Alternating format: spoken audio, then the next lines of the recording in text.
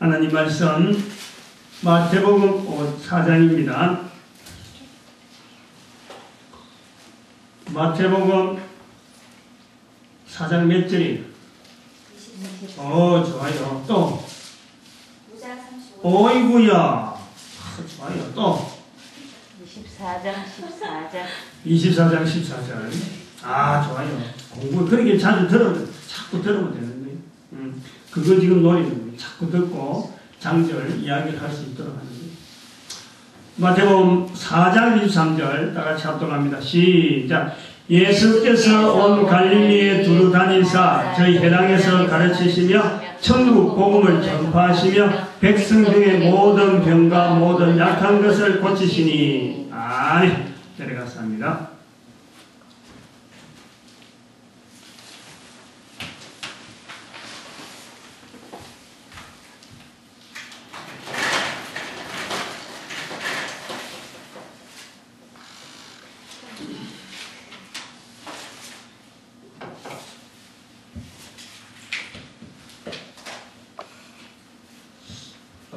수요일 성경 공부는 누구를 우리 교인 중에서 누구를 초점하느냐? 수요 성경 공부. 성경 공부를 할 때 누구를 초점하냐? 누구 미 그러는 게 영어로 그러는. 나는 그래 들리니까 어떡하겠어. KBS 개그콘 주일날 오후에 여자가 하면서 김영희가 누구 아나운서 보고 당신 내한테 그렇게 이야기했다고 내가 만나고 싶다고 하면 자기 위주로 남자 이야기를 표현하잖아. 그만한 귀행이 조금만 더 불구하고 입에서 나온 거를 그렇게 듣는 거예요. 나는 맞아요. 누구 미가 뭐냐? 미가 영어잖아. 미는 뭐예요? 나를 위해서 어떤 나? 그렇지. 열에 대해 되는 거예요, 이렇게. 이제 영어를 했단 말이야. 기영이는 영어로 그랬대. 이 전도자를 위한 성경 공부입니다. 그러면서 성경 공부에서 뭘 하기 위한 거냐? 장절. 적어도 장에 대해서는, 저는 좀 불확실합니다만, 장에 대해서는, 성경에 나타나는 장에 대해서는 거기는 뭐가 있다. 몇 장 같은 그래서 어떤 내용을 얘기할 때 그거는 마태복음에 있는 게 없다 결정을 할 수 있도록. 마태복음 몇 장이 있다. 그럼 마태복음 없다. 여기 확 들도록 수요 공부 끝나고 나면 마태복음의 장에 대해서는 말이야. 딱 깨고 깰려고 하는 거예요. 그러려면 이제 요령이 필요한데 도구가 필요한 거예요. 도구. 그래서 1장에서부터 28장까지 해놨고 마태가 고민하고 있는, 마침 우리가 성경을 공부하니까 성경을 공부할 때 성경이라는 것은 지금 시대 우리가 어떻게 봐야 되느냐, 장절에 대한 문맥 아니면 그 문장에 있는 단어를 보고 공부하는 건 절대 성경을 말이라고 그랬어요. 성경이 쓰이기에 얼마나 힘들게 쓰였고 또 성경을 기록한 사람이 얼마나 이것에 대해 고민하고 그 사람이 고민한 내용이 뭐냐, 특히 마태복음에서 고민한 내용을 붙잡고 마태복음을 공부하겠다. 그래서 세 가지를 얘기했어요. 세 가지. 첫 번째 뭐예요? 그리스도. 마태는 마태복음을 통해서 자기가 고백하고 싶은 그리스도를 나타내기를 원하는 거예요. 마태가 고백하고 싶은 그 그리스도를 성경 1장부터 저 28장까지 나타내기를 원한단 말이에요. 그 다음에 또 뭐가 있어요? 그리스도께서 하신 일은 그렇죠. 천국이 가까웠다. 천국을 선포하고, 천국은 어떤 형상이라고 하면서 마태복음에 그대로 1장부터 시작해서 28장까지 이거 찾아보면 나오는 거예요. 그 다음에는 그리스도가 배척당한, 이스라엘 백성들에게 배척당한 그 대표적인 세력, 바리새인이지만 바리새인으로 대표를 한다고 하니 바리새인이 전부 다라는 건 아니에요. 다시 말하면 마태는 바리새인을 통해서 예수님이 그리스도라고 하는 것에서 반대하는 모든 세력의 대표라는 거예요. 대표. 그런 내용으로 우리가 보겠다. 요 세 가지 주제를 마태복음 성경 공부하는데 하나의 큰 도구로 삼겠다. 도구.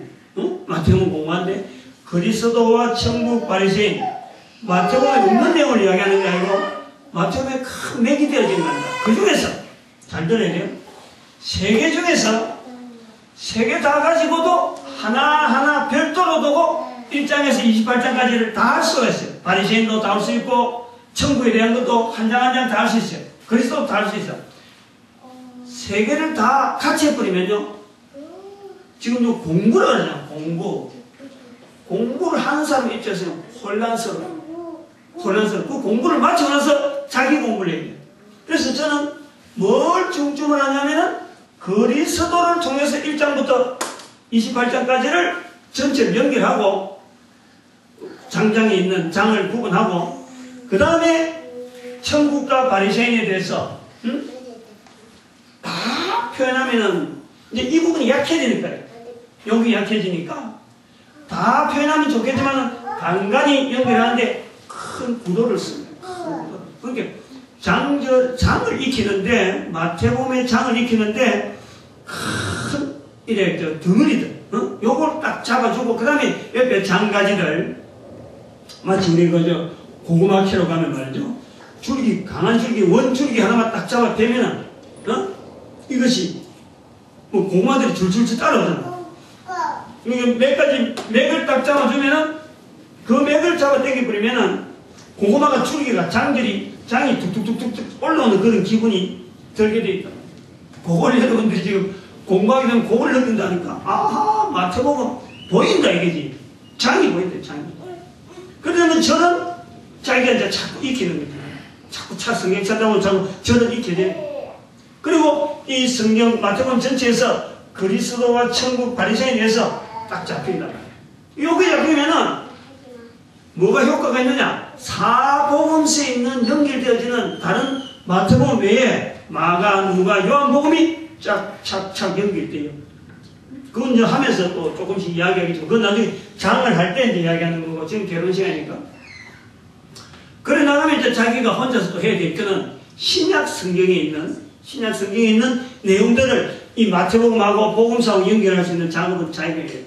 그거는 뭐 공부까지는 범위는 들어가잖아요.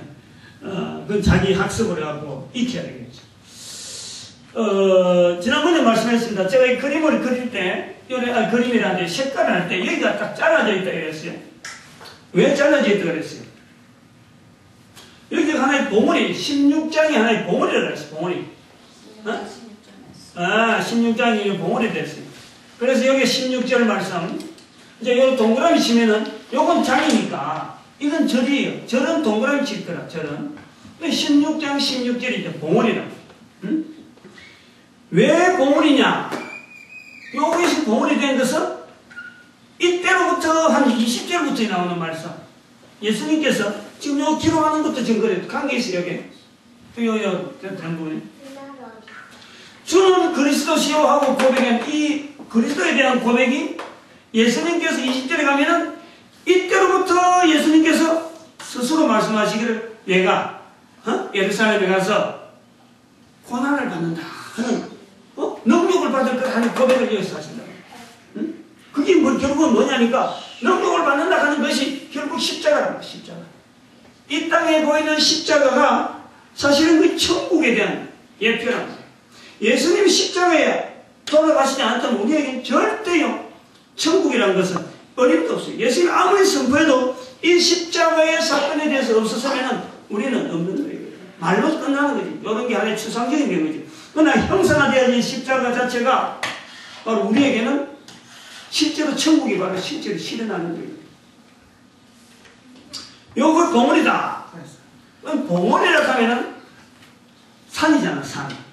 산은 어떻게 돼? 보통. 산은 하나만 삐뚤게 있는 게 산은 아니잖아요. 응? 그죠? 산이 두 가지라 해요. 두 가지. 이렇게, 세 가지 이렇게. 그래야 산이잖아. 매산. 매산이라고 하는데 우리 한자로 뭐라 그래요? 한자로 이렇게 쓰잖아요. 이렇게 어? 이게 매산이란 말이야. 보울이 앞에 크고 양쪽에 이 산들이야. 산보울들. 그러면 뭐냐니까 여기 16장에 보울이 하나 있으면은 보울이 하나 발견됐으면은 양쪽에 산이 있다는 거예요. 산. 응? 장이 있다. 장이 15장에도 산이 하나 있고 17장에도 산이 있어요. 17장이 뭔 산이에요? 17장에 무슨 산이야? 무슨 산? 22절은 갈릴리에 모였을 때고 17장이죠. 그 갈릴리고 그 저 밑에 그거는 그 해안인가 뭐. 17장은 무슨 산이에요? 1절에 나오죠. 1절에 17장 1절에 변화산이지. 변화산. 어? 이 산은 뭐예요? 어? 잘 들어봐. 16장 사건 후에 17장이 있는 거예요. 순서에서 그런 게 아니라 16장에 예수님께서 이제는 그리스도시다 하는 고백을 듣고 바나시나 네가 복이 있다. 내가 이제부터는 예루살렘에 갈 거다 하고 말씀하시는데 바로 그 다음 장이 변화산 사건이에요. 변화산. 변화산이 그냥 보여준 게 아니라 그 사건을 보여주고 그 사건 이후에 이제는 변화산을 보여줄 만한 예수님께서 제자들에게 보여줄 만한 제자들의 어떤 갖춰져 있다라는 것을 인정되었다는 거예요. 변화산은. 그리고 17장은 변화산이란 말이에요. 맞아요? 응? 15장에는 또 무슨 산이에요? 15장은 산이라고 그래야 됩니다. 성경 봐갖고 잘 모를 거야. 자세히 보면 이제 의미를 알지. 15장 1절이 뭐가 되지? 그때 바리새인과 서기관들이 예루살렘으로부터 예수께 나와 예, 그래. 그게 무슨 산이 있어요? 산이라 보여? 산본이 보여? 예루살렘 뭔데? 시온산. 예루살렘이 시온산이잖아. 시온산. 헤브론산이란 말이야. 헤브론산. 어? 예루살렘. 헤브론산이 아니고 이 15장 1절이 예루살렘이라고 해요. 예루살렘. 높은 산성이 높은 산성. 응? 응? 그렇게 15장, 16장, 17장이 산이 나온다. 이거야. 15장. 응? 그렇죠? 15장, 16장에 사건이 산이 나오는데 15장의 산에 15장 산에서는 뭐가 있어요? 바리새인 위치에서 15장 산에서 예루살렘으로 온 바리새인, 그죠? 이 바리새인 있잖아. 15장 1절부터 시작해서 16장에도 또 바리새인이 나옵니다. 16장에도. 응? 15장 1절에는 시험을 하고, 바리새인이 와서 당신의 제자들은 따지고 드는 거예요. 16장에서 또 유대인들이 또 따지고 드는 거예요. 바리새인이 17장에 반대되는 내용, 즉 바리새인이라고 반대되는 내용이 어떤 내용이냐면은 반대되는 내용이 산에서 내려오는데 예수님을 믿지 않는, 즉 예수님이 이 땅에 있음에도 불구하고 예수님의 사역을 안 믿으라 하는 그 사람들, 즉 말하면은 믿음이 없는 자들, 응? 믿음이 없고 패역한 자들, 이런 구도란 말이에요. 이런 구도. 요 세 장이 15장, 16장, 17장 요 세 장을 봉우리를 딱 잡아볼 때 요 세 가지가 그리스도와 천국 바리새인이라는 것이, 바리새인은 것이가 이런 구도로 구분되어 있어요. 각 장마다 가는 게 좀 표가 좀 그렇는데 요까지 올 때까지 16장까지 올 때까지 요 앞에 요 흔적이 말이죠. 요 앞으로 16장 이전의 성경을 맞춰보면 솔직히 요것이 봉우리라 하는 이유는 요 앞에 성경을 읽을 때 요 세 가지 그리스도와 천국 바리새인에 대해서 한 장마다 이것이 표가 납니다. 1장에도 있고 2장에도 있고 3장에도 있고 요 세 구도가 똑같이 찾을 수가 있어요. 다 16장까지 다 그 구도로 나갈 수 있어요. 응? 그래서 지금 여기 16장에서 이 설명을 하는데요. 요 구도로 되어 있다. 다시 말하면 예수님께서 그리스도라 하는 그 고백을 하는가 하면 예수님이 천국을 나타내는, 여기서 십자가 나타내냐, 여기 천국을 나타내는 여러 가지 현상들이 많이 있다니까. 그 다음에는 예수님을 반대하고 예수님을 대적하는 그런 여러 가지의 그 흔적들을 여기서 다 볼 수 있는, 앞에까지는. 그 뒤에는 달라요. 다르다 하는 이유가 바로 이래서 표가 난단 말이에요. 16장을 가르는 이유가 그래서 가르는 거예요. 그 다음에 이제 큰 걸, 이제 15장, 16장, 17장에 대해서 이제 큰 걸 잡았어요. 응? 세 가지 산이 있다. 16장을 중심으로 양쪽에 산이 있다. 한쪽 산은 예루살렘이고 한쪽 산은 변화산이다.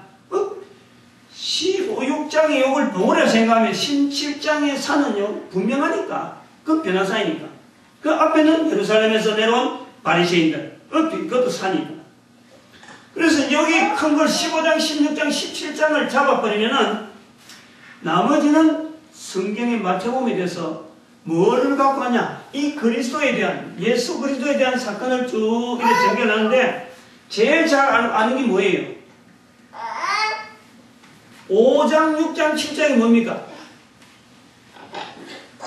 응? 그렇죠.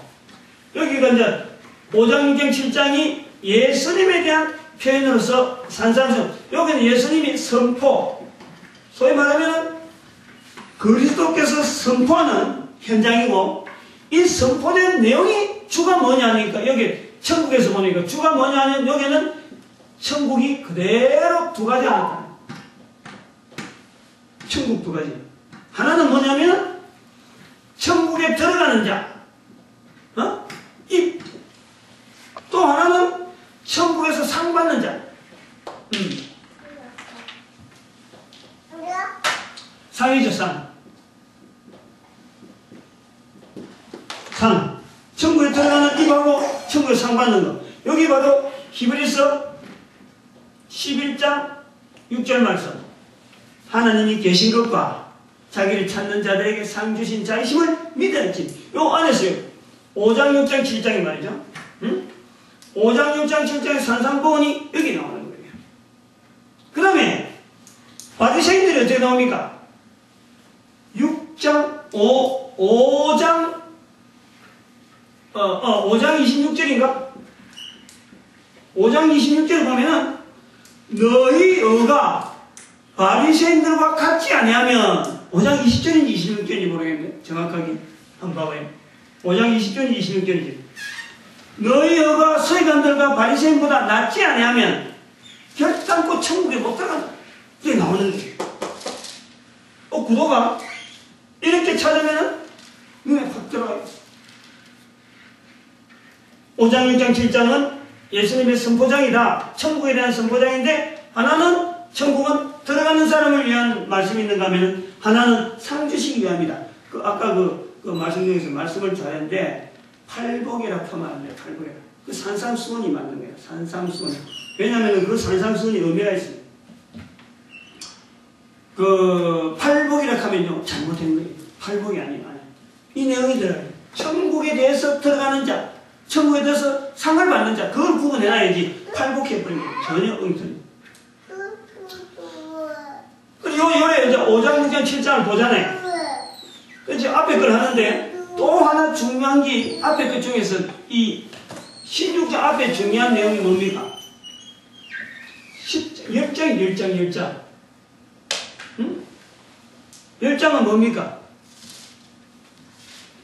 요거는 그리스도에 대한 제자예요, 제자. 그리스도의 제자를 파송하는 거예요. 어떻게 뭘 파송하느냐? 전도. 즉 전도자로서 파송하는데, 바로 천국은 이 전도자들의 입에서 의해서 파송되어져요. 파송. 그리고 여기에서 바리새인적으로 나타나는 게 뭐냐니까, 여기에 뱀같이 지혜로워라 하는 부분이 나와요. 뱀같이.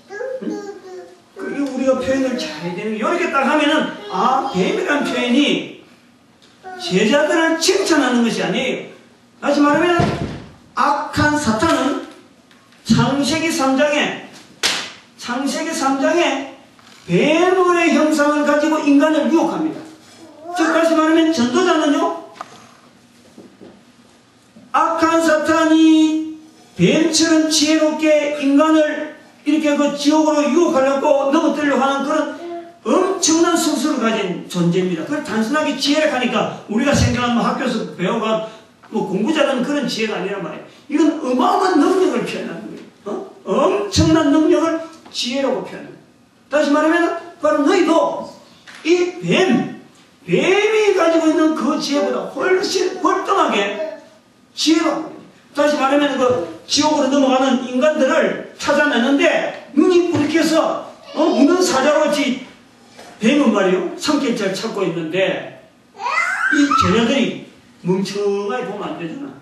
아 저건 뭐 구원받아도 되고 나는 뭐 내 혼자 뭐 참 수영장하러 다니고 안 그러면 뭐 꼴차로 다니고 내 혼자 직장 편하니까 뭐 편하게 다니 요런 식으로 하면 안 된대. 꼭 고네. 응? 전도자가 뱀처럼 지혜로워. 그 10장, 5장, 6장, 7, 10장, 5, 6, 7, 5, 6, 7하고 10장하고 15장, 16절 가는데 또 하나 해야 될 게 있어요. 5장, 16장 안에 요 13장. 13장은 뭡니까? 13장. 13장은 바로 천국에 대한, 천국에 대한 4, 5, 6, 7장 여기서 바로 천국이 나옵니다. 요 천국 좀 개념이 달라요. 천국. 개념이 달라가는 내용은 이렇습니다. 지금 여기 우리 천국이라는 게 나오는데 마태복음에서 표현하는 천국은요, 그리스도와 천국, 바리새인에 대한 구도로 나가지만은 천국에 대해서요 다양한 청을 표현하려고 해요. 이 다양한 청이라는 것은 계시록에 있는 12대문과 마찬가지예요. 계시록에 천국에 12대문이 있다고 그러잖아요. 저는 그걸 말이죠, 제 나름대로 그래요. 하나님께서 우리 인간들이 알아들을 수 있는 하나의 상급에 해당된다. 12가지에 들어가는 사람마다, 들어가는 입구마다 상받는 어떤 문이다. 이 사람이 일로 들어가면 여기 해당되는 상급, 여기 들어가는 상급, 상급에 해당되는 문이 12대문이 아니겠냐. 그걸 하나님의 표현이 인간의 언어를 통해서 나타내는 표현이 12청이라고 해요. 그래서 이 천국을 마태가 표현하는 마태복음에서는요, 점진적으로 천국을 자꾸 나타내는 거예요. 처음에 이게 포괄적인 예수의 말씀 속에서 아주 포괄적입니다. 들어갈 자와 상받을 자로 포괄적으로 하면은, 그 다음에는 여기 천국은 제자들로 하여금 전도로 파송되어진 이 제자들로 하여금 천국에 들어가는데, 여기는 상 받는 자들이 들어야 되는, 여기는 좋은 씨란 말이에요. 좋은 씨. 좋은 씨를 자기 밭에 뿌린, 즉 열매와 직결되어지는 천국에 들어가서 상 받는 자들이 이 13장은 읽어야 되는 거예요. 이게 바로 천국에서 상 받는 자들을 위한 천국의 표현이구나. 이리 봐야 됩니다. 그리고 나중에 또 25장에 또 나오는 열처녀라든지 또 달란트 비유라든지 그 다음에 양과 염소로 비유할 때는 천국이라는 기준을 나눠놓고 지옥하고 비교하는 거예요. 지옥하고. 여기 마지막 부분의 종결 부분은 천국에 대해서 쭉 점진적으로 가면서 종결적으로 딱 하는 거예요. 그 다음에 16장부터 2장씩 넘어가면 18장, 20장, 22장까지 쭉 가면서 전부 다 천국은 어디나 같다. 천국은 마치 자기 아들을 위해서 잔치하는 사람 같다. 이렇게 돼요. 점진적으로 지금 나갑니다. 점진적으로. 계속. 그래갖고 25장까지 쭉 천국에 나가면서 천국에 대해서 개념을 자꾸 확산시키는데, 여기에 개념하고 뛰어넘어서 13장부터는 이제는 어떤 시각으로 봐야 되느냐? 상 받는 자, 즉 전도자들의 시각으로 천국을 보는 것을 원하고 있어요. 그래야 올바른 해석이 되어진다. 13장이 그래요. 그러면은 봐봐요. 16장부터 앞에 있는 이 내용이 1장부터 쭉 갈 때 군데군데 들어가면서 다 나왔어. 몇 개 왔냐면 1, 2, 3, 4장 1, 2, 3, 4장 3장에서 누가 나옵니까? 3장에서 4장과 비교하면 그리스도 지난번에 이건 했습니다. 3장에는 그리스도에 대해서 바르게 표현하는 세례요한이 나옵니다. 세례요한. 그죠? 여기 세례요한이 나와요. 그래서 세례요한이 첫 번째 선포하는 게 뭡니까? 입을 열어서 세례요한이 천국. 세례요한의 선포가 천국입니다. 그 다음에 세례요한이 또 누구에게 저주했어요? 세례요한 똑같은 세례요한이 누굴 저주했어요? 독사의 자식들아. 바리새인들아 이거. 독사의 자식들아. 독사의 자식. 여기 독사는 누구예요?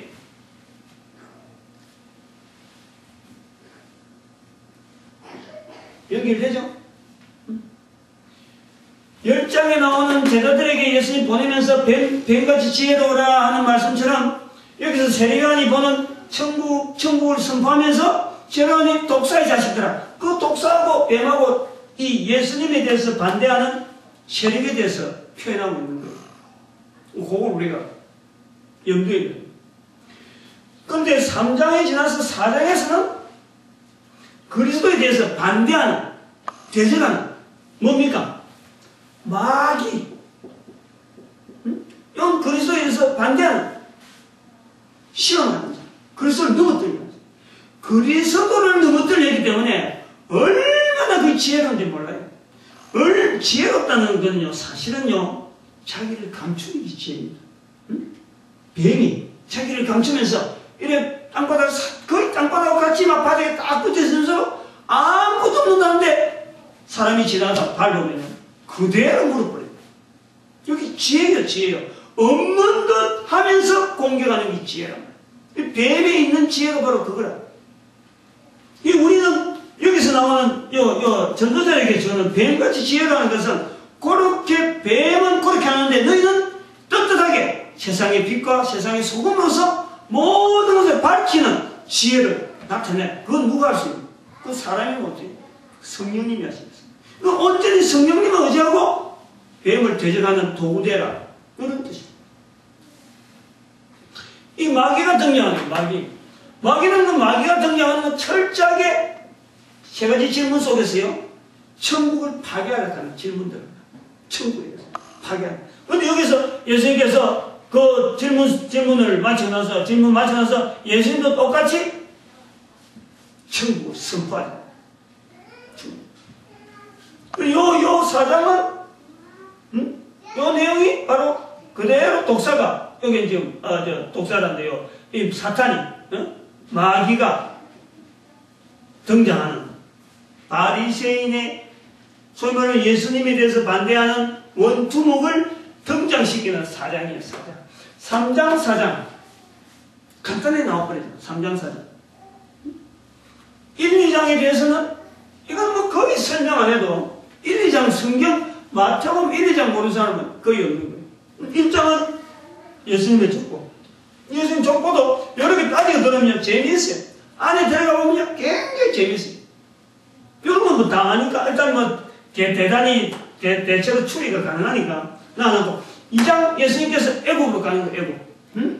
애국으로 가는데 한번 봐봐요. 그에 대한 그리스도에 대한 표현, 그에 대한 천국에 대한 나타남, 바리새인에 대한 표현을 하려면요 다 있단 말이에요. 다 있단 말이에요. 1장, 2장.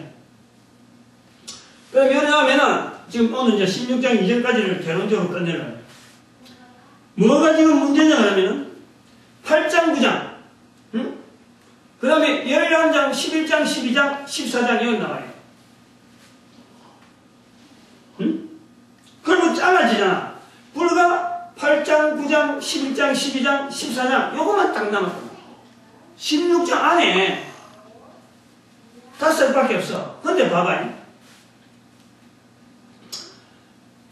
8장, 9장, 11장, 12장을 넘어가는 요 과정을 잘 봐야 돼요.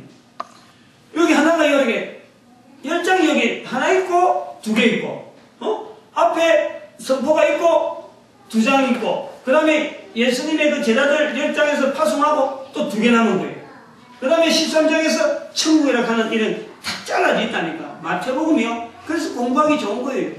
다른 복음서는 이래 못해요. 마태복음은 장을 이렇게 나눠버리면은 이렇게 딱딱 두 쪼개듯이 쪼개진 느낌을 든다니까.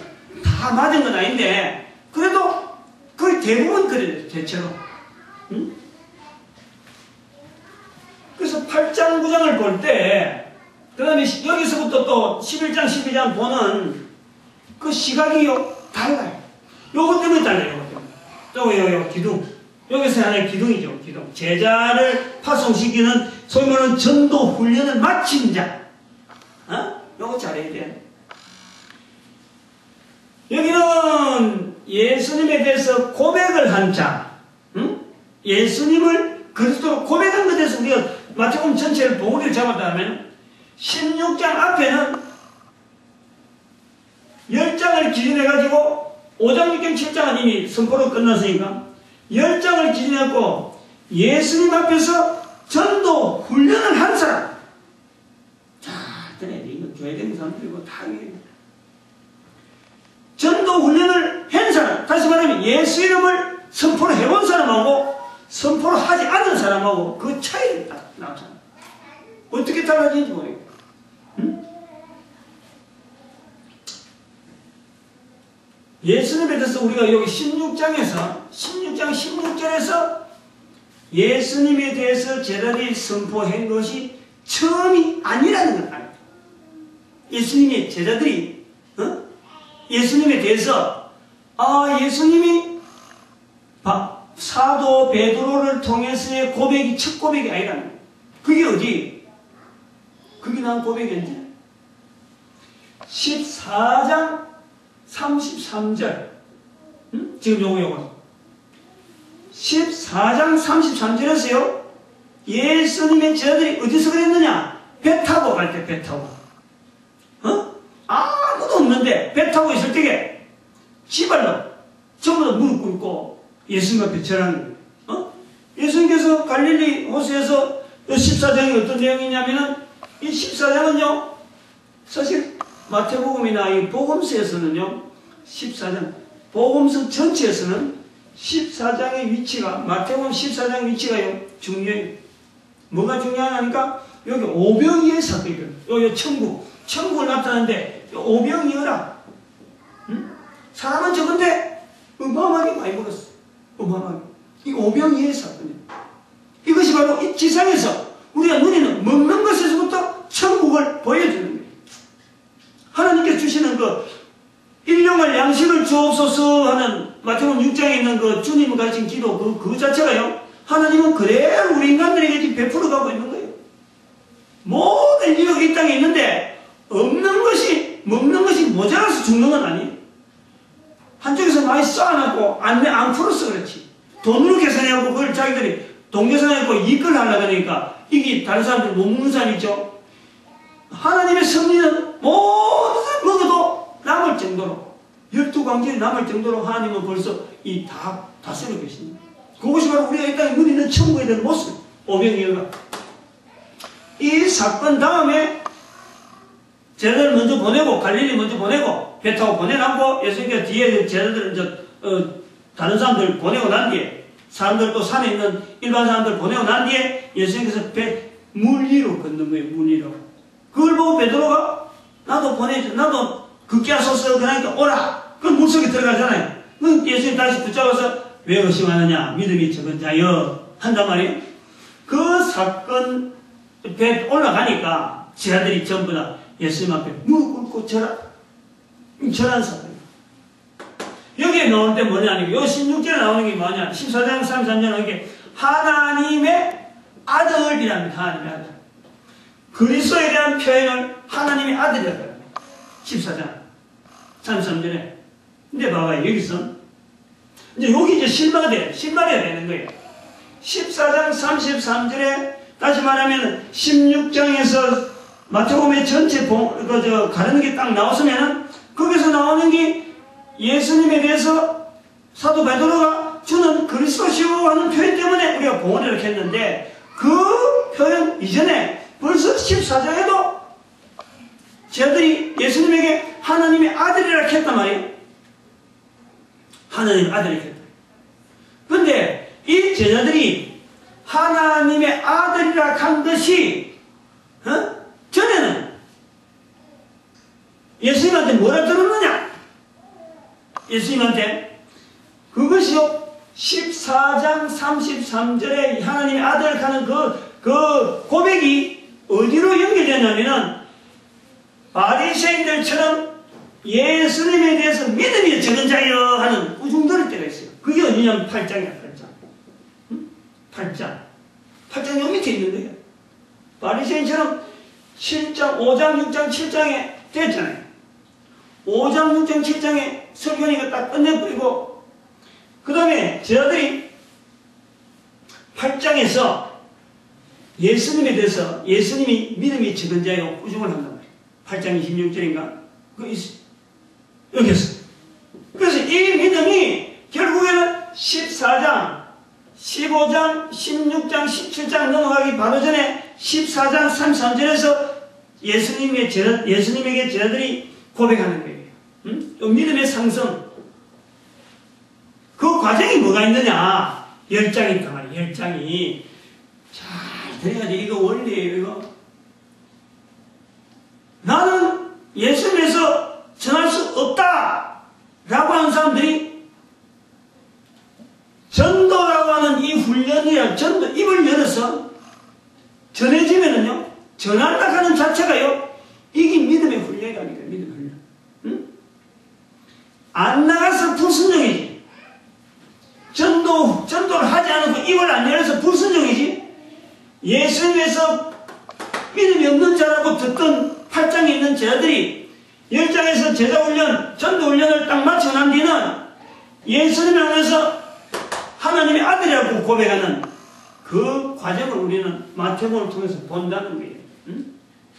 여기서 16장에서 지금 여기 고백을 통해서 14장 연결되어지고 14장에서 앞으로 가면서 믿음이라는 내용을 연결하는 거예요. 지금 시간이 됐는데 그러면 여기서 우리가 연결해 본 데는 그럼 이거는 믿음이 지금 안 된 상태다. 그럼 8장은 뭐냐? 8장 9장은요 믿음에 대한 고백이에요. 믿음에 대한 고백. 응? 하나님께서 이 말씀을 하고 지금 그리스도라 하는 표적을 하니까 자 여기서는 하나님께서 선포하셨다. 하나님께서 그리스도로서 선포하셨다. 선포를 받은 지상의 백성들 이스라엘 백성들을 바라보면 똑같아요. 하나님께서 말씀하셨는데 이스라엘 백성들이 하나님에서 그 말씀을 통해서 계속 믿음의 고백하기를 바라는 이 마태복음의 구조란 말이에요. 근데 이 8장에서는 제자들이 아직도 믿음의 고백을 안 했어. 그래서 여기 8장에 나온 사건들이 어떤 사건이 있어요? 제일 처음에 문둥병자. 죄악. 응? 여기서는 죄악을 나타내는 어떤 상징적인 문둥병. 여기는 요래 보면 되겠지. 그리스도로서 볼 수 있겠지. 그리스도. 죄의 상징되는 문둥병을 이제는 고치는 거예요. 그리스도로서. 응? 그 다음에는 뭡니까? 이게 제일 먼저 마태복음에 제일 먼저 나오는 이적이 뭐예요? 제일 먼저 예수님께서 행하신 병 고치는 역사 중에 제일 먼저 나오는 게 이게 문둥병이에요. 문둥병. 지금 여기 기록엔 다시 말하면 예수님은 마태복음에서는요 예수님을 그리스도 나타내는 타겟인데 표현인데 예수님이 뭐 이적을 많이 했다 이걸 나타내라는 게 아니에요. 이적을 통해서 그리스도로서 가장 먼저 나타내시고자 하는 것이 뭐냐? 죄 용서다. 죄 용서. 근데 8장에서는 죄 용서에 대한 표현이 있어요, 없어요? 8장 첫 번째, 죄 문둥병 고칠 적에 죄라는 말도 없고 그냥 문둥병 고치는 거예요. 그리고 첫 번째로 문둥병 용기할 적에 네 믿음이 좋았다 그랬어요. 믿음이 믿음에 대한 표현이 있어요, 없어요? 믿음에 대한 표현이 없어요. 없어요. 문둥병 고칠 때. 요 개념을 잘 알아야 돼. 9장도 믿음인데 9장 제일 먼저 나오는 게 4명이 침상을 내리는 거예요. 그럴 때 먼저 이야기하는 게 뭐예요? 제사예요. 제사. 요 구도를 얘기해요. 요 구도. 8장에서는 말 없었는데 9장에서는 제사라고 해요. 제사. 제사함을 받으라 그랬어요. 근데 요 8장에서요. 믿음이 문둥병에서 믿음이 없는데 제일 먼저 나오는 이 죄에 대한 어떤 표현에서 믿음이 없는데 바로 그 뒤에 나오는 이적이 뭐예요? 8장에서 두 번째 나오는 은사, 예수님께서 은사로서 표현되어지는 사역 뭐예요? 백부장의 하인의 병을 고치는 거예요. 여기 백부장의 하인 백부장의 하인을 고치는데 뭐라 그랬어요? 백부장에게 이스라엘에 이만한 믿음이 없다 이라는 거예요. 믿음을 칭찬하는 거예요. 믿음을 칭찬. 여기 천국이 뭐냐? 믿음의 칭찬이 믿음의 칭찬. 근데 여기 이제 반대되는 게 아까 말한 믿음의 칭찬이 천국이면은 믿음의 반대되는 게 제자들이 안 믿었단 말이에요. 제자들이 안 믿은 거예요. 제자들이 안 믿은 게 어디서 안 믿었습니까? 어디서 안 믿었어요? 배에서 안 믿어서 배에서 똑같은 14장에서 이거 봐봐. 여기서 하나님의 아들이라고 하는 배선상 여기서는 하나님을 믿지 않는 거예요. 뭐안 믿습니까? 배 타고 고무에서 주무시고 계시니까 깨우면서 우리를 살려주세요 하고 그것도 배 위에 배 같은 배 위에 한쪽에서는 믿음이 없는 자들아 꾸중당하고 한쪽에서는 하나님의 아들하고 절한다. 요 구도를 좀 봐야 돼요. 구도. 요 그러면 8장이 해결됐잖아요. 해결되잖아요. 해결되지.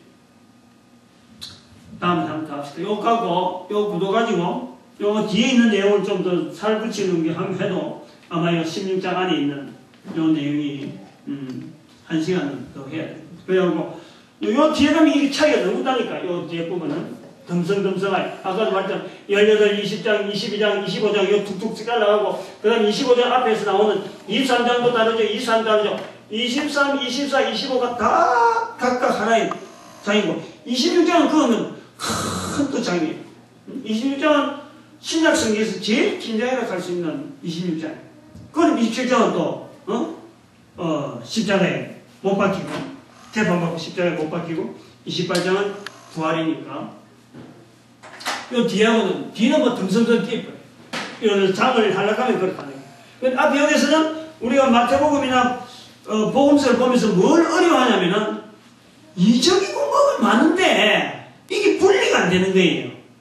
에올락하니까 장하고 에올락하니까 장이 에워지나 절하고 하려고 막 도무지 여기도 있는 거고 저도 있는 거고 그게 긴가긴가 뭐 있는 것기도 하고 있다 하면 있는 줄 아는데 찾아라 하면 말이야. 새 복음서를 막 뒤지고 요한복음까지 가면 뭐 완전히 복잡한 거예요. 그런 의미에서 지금 이걸 장을 찾아내기 위해서 이렇게 구분해갖고 지금 공부하고 있다. 그거를 지금 타겟들 하면서 공부를 하고 있다. 그걸 좀 아시면 좋겠습니다. 다음에.